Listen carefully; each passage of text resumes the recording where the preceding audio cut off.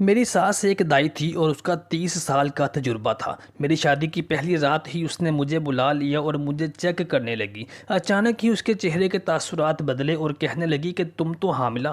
میرا نام ارم ہے اور میں 21 سال کی خوبصورت لڑکی ہوں۔ میں اپنے محلے میں سب سے زیادہ خوبصورت تھی۔ میری خوبصورتی کے چرچے بہت دور دور تک تھے۔ میری ایک چھوٹی بہن بھی تھی، ہم دونوں بہنیں بہت خوبصورت تھیں۔ میں اپنی ماں پر گئی تھی کیونکہ میری ماں بھی بہت زیادہ حسین و جمیل تھی۔ میں نے انٹر تک تعلیم حاصل کی۔ مجھے شادی کرنے کا بہت شوق تھا کیونکہ شادی میں بہت سارے نئے نئے کپڑے اور جوتے پہننے کو ملتے ہیں۔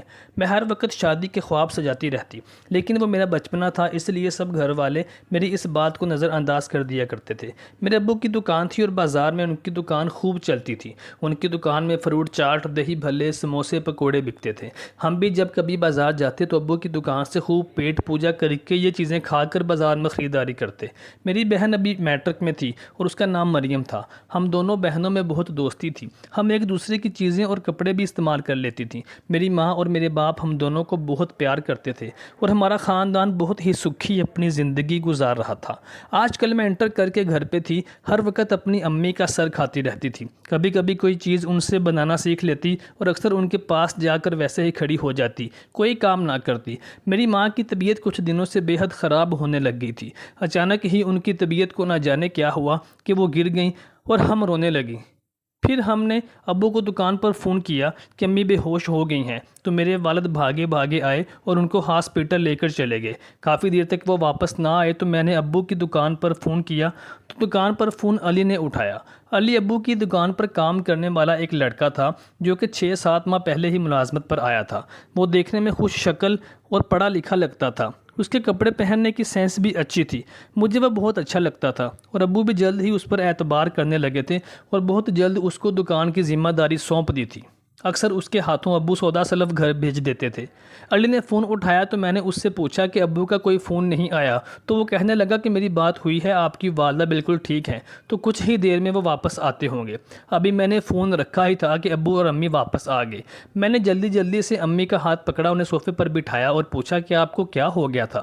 ڈاکٹر نے کیا کہا؟ تو میرے ابا کہنے لگے کہ تمہاری ماں کا بی پی لو ہو گیا تھا، تمہاری ماں اب ٹھیک ہے۔ ڈاکٹر نے انہیں کچھ دوائیاں دی ہیں، کچھ انجیکشنز لگائے ہیں۔ تمہاری ماں کو خون کی کمی ہے جس کی وجہ سے وہ بے ہوش ہو کر گر پڑی تھی۔ ان کا خیال رکھو۔ میں ذرا دکان سے ہو کر آؤں اور دیکھوں تو صحیح کہ علی کیا کر رہا ہے۔ میں نے امی کو دوائیاں دیں اور ان کو آرام سے لٹا دیا اور ان کو دبانے لگ گئی۔ اب گھر کی ساری ذمہ داری میرے اپنے کاندھوں پر آ گئی تھی۔ میں جو پہلے صرف امی کو دیکھا کرتی تھی، اب سارے گھر کو میں نے ہی سنبھالا ہوا تھا۔ سارا دن کام کرتی رہتی تھی، کچن کو سنبھالتی، گھر کی صفائیاں کرتی، امی کو دیکھتی اور ابو کے لیے کھانا بناتی اور دکان پر بھجواتی۔ امی پیار سے میرا ماتھا چومتی اور ان کی آنکھوں میں نمی آ جاتی اور وہ کہتی کہ میری بیٹی تو میرا فخر بن گئی ہے۔ میری 3rd کلاس کے کلاسز شروع ہونے والی تھی۔ میرا ارادہ تھا کہ میں پڑھائی چھوڑ دوں۔ امی کی طبیعت کی وجہ سے میں کالج چھوڑنا چاہتی تھی، لیکن کیا کرتی کہ کالج جانا ہی پڑنا تھا۔ مجھے آگے پڑھنے کا بہت شوق تھا۔ صبح کے وقت میرے ابا نے رکشہ لگوا دیا تھا، جبکہ دوپہر کو وہ مجھے خود لینے آ جاتے تھے۔ مجھے کالج جاتے ہوئے 2 ماہ ہو چکے تھے۔ میں کوشش کرتی تھی کہ صبح جاتے وقت کافی زیادہ کام گھر کا ختم کر کے آیا کروں اور کالج سے آنے کے بعد کچھ دیر ریسٹ کر کے میں شام کا کھانا خود ہی بنا لیتی تھی، لیکن مجھے پتہ نہیں تھا کہ میری اتنی سادہ زندگی اور آرام دہ زندگی میں ایک دم بھونچال آ جائے گا۔ ہوا کچھ یوں کہ ایک دن موسم بہت خراب تھا، گہرے بادل تھے۔ میں نہ چاہتے ہوئے بھی کالج چلی گئی کیونکہ کالج میں جانا بہت ضروری تھا، کیونکہ ایک ضروری اسائنمنٹ جمع کروانی تھی جس کی آخری تاریخ تھی۔ لیکن واپسی کے خیال سے دل پریشان ہو رہا تھا کیونکہ کافی گہرے بادل اور بارش کا موسم تھا۔ میں پریشانی سے گیٹ پر کھڑی ابو جی کا ویٹ کر رہی تھی۔ اتنے میں مجھے علی نظر آیا۔ وہ گیٹ کے باہر کھڑا تھا۔ اس نے مجھے دیکھا تو اشارے سے بلا لیا۔ میں چلی گئی اور جا کر اس سے غصے سے پوچھا کہ تم یہاں کیا کر رہے ہو؟ تو وہ کہنے لگا کہ انکل جی ذرا مصروف تھے، کچھ مہمان آئے ہوئے تھے، اسی وجہ سے وہ دکان پر رہ گئے ہیں اور انہوں نے مجھے آپ کو لینے کے لیے بھیجا ہے۔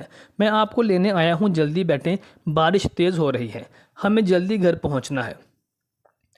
جیسے ہی میں علی کے ساتھ بائک پر بیٹھی تو ادھر سے بارش بہت زیادہ تیز ہو گئی، اتنی تیز کہ سانس لینا بھی محال ہو رہا تھا۔ علی کے ساتھ بیٹھتے ہی مجھے عجیب سی فیلنگز آنے لگیں، کیونکہ کبھی آج تک کسی مرد کے ساتھ ایسے بیٹھی نہیں تھی۔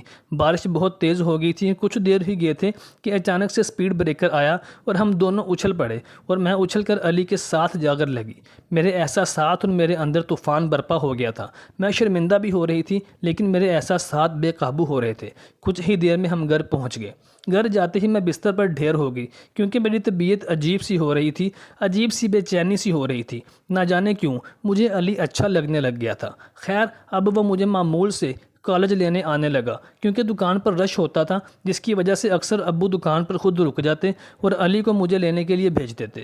علی بھی مجھے پسند کرنے لگا تھا۔ اب ہم کن انکھیوں سے ایک دوسرے کو دیکھتے، لیکن کبھی بھی ایک دوسرے کے ساتھ اظہار نہ کیا۔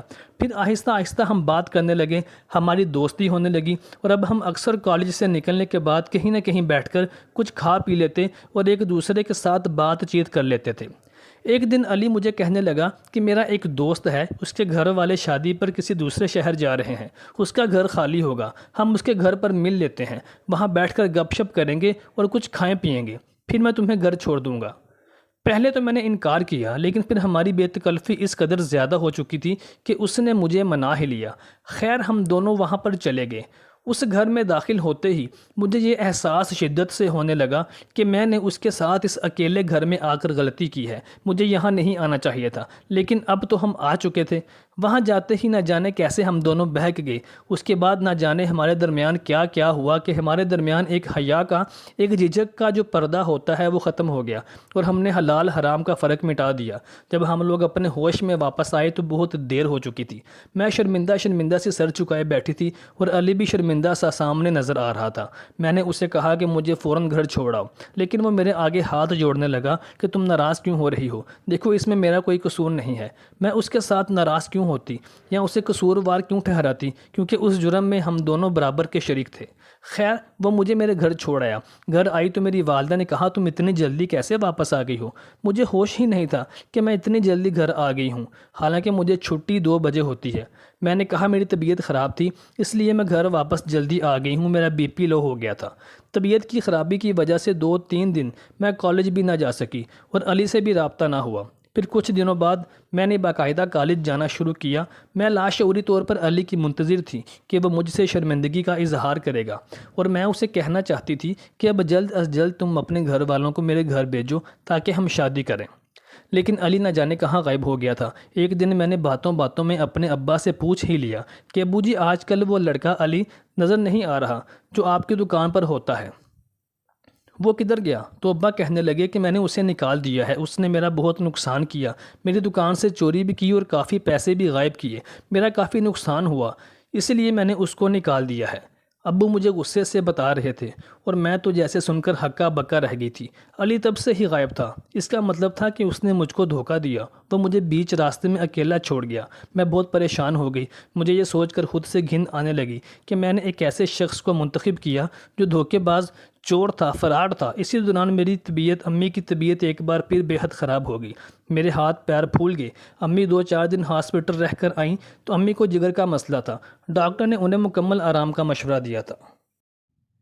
لیکن اب اپنی بیماری کے ساتھ ہی امی کو ایک نئی ضد لگ گئی۔ وہ کہنے لگیں کہ مجھے اپنی بیٹی کی شادی کرنی ہے، میں اپنی زندگی میں ہی اس کو گھر بار کا کرنا چاہتی ہوں۔ میری امی نے یہی رٹ پکڑ لی۔ ابو امی کی ضد کے آگے ہار مان گئے اور میں چپ چاپ خاموش تماشائی بنی اپنی قسمت کا فیصلہ ہوتے دیکھ رہی تھی۔ اسی دوران مجھے پتہ چلا کہ میں ماں بننے والی ہوں اور میں خود اپنی زندگی سے بہت پریشان تھی۔ میں خودکشی کرنا چاہتی تھی، مر جانا چاہتی تھی، لیکن قسمت کو کچھ اور ہی منظور تھا۔ امی کی زندگی کی وجہ سے ابو نے نہ جانے کہاں ایک رشتہ ڈھونڈ لیا۔ عادل بہت اچھا لڑکا تھا، سلجھا ہوا تھا، بہت نرم برتاؤ کا مالک تھا۔ میری اس کے ساتھ شادی کر دی گئی، میں اپنے گھر آ گئی۔ میری ساس ایک دائی تھی، جب محلے کی عورتیں مجھے ملنے کے لیے آئیں تو وہ آپس میں سرگوشیاں کر رہی تھیں کہ دیکھنا اب صفیہ کیسے اپنی بہو کو چیک کرتی ہے۔ تو میں حیران ہو کر پوچھا کہ آنٹی کیا مطلب ہے؟ تو کہنے لگیں کہ تمہاری ساس ایک دائی ہے، اس کا 30 سال کا تجربہ ہے، وہ فوراً بتا دیتی ہے کہ عورت حاملہ ہے کہ نہیں۔ یہ سن کر تو میری روح کانپ اٹھی۔ خیر شادی ہو گئی اور کچھ کچھ دنوں بعد ہی میری ساس نے ایک دن مجھے بلایا اور کہنے لگی کہ یہاں میرے کمرے میں بیٹھو، میں نے تمہیں چیک کرنا ہے، اور دروازہ بند کر لیا اور مجھے چیک کرنے لگی۔ ان کے چہرے کے تاثرات میں سمجھ نہ سکیں اور وہ چپ چاپ اٹھ کر چلی گئیں، مجھے کچھ بتایا بھی نہیں۔ میں سمجھی کہ شاید وہ مجھے نہیں جانچ سکیں اور ان کو میرے حاملہ ہونے کا پتہ نہیں چلا۔ کچھ دنوں بعد انہوں نے مجھے دوبارہ اپنے کمرے میں بلایا اور کہنے لگی کہ دیکھو بہو، میں جانتی ہوں کہ تم 2 ماہ کی حاملہ ہو۔ میں تم سے یہ نہیں کہوں گی کہ مجھے بتاؤ تم نے کس کے ساتھ منہ کالا کیا، لیکن میں تمہیں یہی کہوں گی کہ تم اپنے شوہر کو صاف صاف بتا دو کہ تم حاملہ ہو۔ تم سے یہ نہیں پوچھتی کہ تم نے کس کے ساتھ منہ کالا کیا، لیکن اپنے شوہر کو بتا دو کہ تو اس میں تمہارا ہی بلا ہے، کیونکہ کل بھی اس کو پتہ چل جانا ہے۔ آج خود بتا دو تو شاید وہ تمہیں معاف کر دے اور تمہارا گھر بس جائے۔ میں ڈر گئی۔ کچھ دن تک میں ایسے ہی بے چین اور بیمار سی رہی۔ عادل مجھ سے پوچھتے رہے کہ ارم تمہیں کیا ہو گیا ہے۔ پھر ایک دن میں نے دل سے عادل کو صاف صاف بتا دیا، اور ساتھ میں نے یہ بھی بتا دیا کہ وہ جو کچھ بھی ہوا تھا بس ایک حماقت تھی، وہ اس سے پہلے کبھی ہوا نہ اس کے بعد کبھی ہوا، اور اس کے بعد سے لے کر آج تک میں نے اس شخص کی یعنی علی کی صورت بھی نہیں دیکھی جس نے مجھے اس حال میں پہنچایا۔ یہ سن کر عادل چپ چاپ کمرے سے اٹھ کر چلے گئے۔ میں جانتی تھی کہ ان کا جواب کیا ہوگا۔ میں نے خود ہی اپنا سامان پیک کرنا شروع کیا اور اپنی ماں کے گھر چلی گئی۔ میری ماں شادی کے کچھ دن بعد ہی یوں اچانک مجھے اکیلا دیکھ کر پریشان ہو گئی اور مجھے کہنے لگی کہ کیا ہوا۔ میں نے اپنی ماں کو ساری بات بتائی تو میری ماں کہنے لگی کہ میں پہلے سے ہی جانتی تھی، اس لیے میں نے تمہاری شادی کرنے میں جلدی کی، کیونکہ میں نے تمہاری میڈیکل رپورٹس دیکھ لی تھیں۔ اب تو میری زندگی عذاب تھی۔ میں خودکشی کا سوچتی لیکن کر نہ سکتی تھی کیونکہ بزدل تھی۔ سارا دن یہی سوچتی رہتی کہ میرا کیا ہوگا، میرا مستقبل کیا ہوگا۔ پھر ایک دن تنگ آ کر میں نے اپنی نبض کاٹ لی۔ میری ماں نے دیکھا تو شور مچا دیا۔ میرے باپ نے فوراً مجھے ہاسپٹل پہنچایا۔ ہسپتال والوں نے میری زندگی بچا لی۔ جب مجھے ہوش آیا تو عادل میرے سرہانے بیٹھے تھے اور رو رہے تھے اور مجھے کہہ رہے تھے کہ میں تمہیں اپنانے کے لیے آیا ہوں ارم، میں تمہیں معاف کر رہا ہوں، میں تمہارا بچہ بھی ضائع نہیں ہونے دوں گا بلکہ اس کو اپنا نام دوں گا۔ میں رو رہی تھی اور کہہ رہی تھی کہ عادل سچ کہہ رہے ہیں نا آپ نے مجھے معاف کر دیا ہے نا؟ تو عادل کہنے لگا ہاں میں نے تمہیں معاف کر دیا ہے۔ دوستو، یہ ہوتا ہے کسی پر اندھا اعتماد، اندھا بھروسہ کرنے کا نتیجہ، خاص طور پر نوجوان لڑکیاں جو چند منٹ کے ایڈونچر کے لیے اندھا بھروسہ کر کے اپنی پوری زندگی کو برباد کر لیتی ہیں اور اپنی عزت پر داغ لگوا لیتی ہیں۔